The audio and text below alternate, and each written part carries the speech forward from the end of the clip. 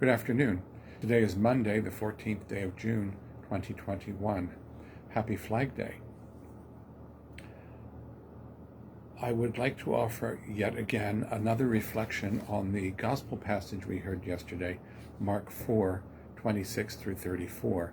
You will recall this has two parables about growing things.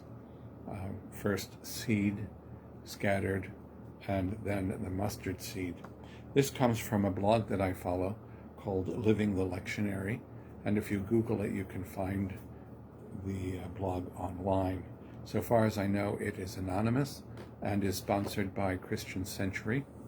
And so without further ado, this reflection on Mark 4, 26 to 34.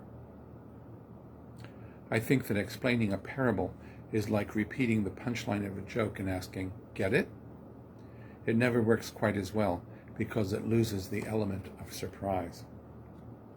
And so without explaining it, I think a parable of the kingdom is like the kingdom, in that it is plainly stated and yet remains hidden.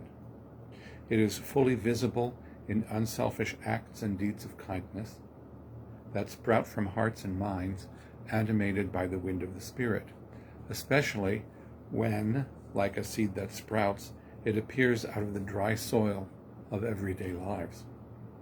And yet a good bit of the time it is barely perceived, in the same way that we have a dream that upon waking lingers for a moment before being erased from our conscious memory.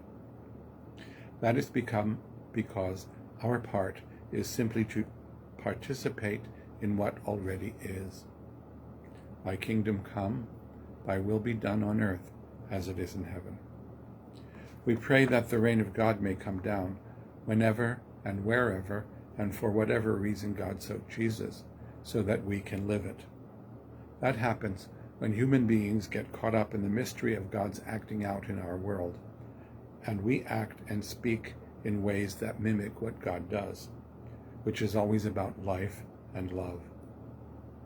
When we participate in what already is, the branches of mercy are extended well beyond anything we could imagine or manufacture or explain. Talk about a surprise. I wish you a pleasant evening.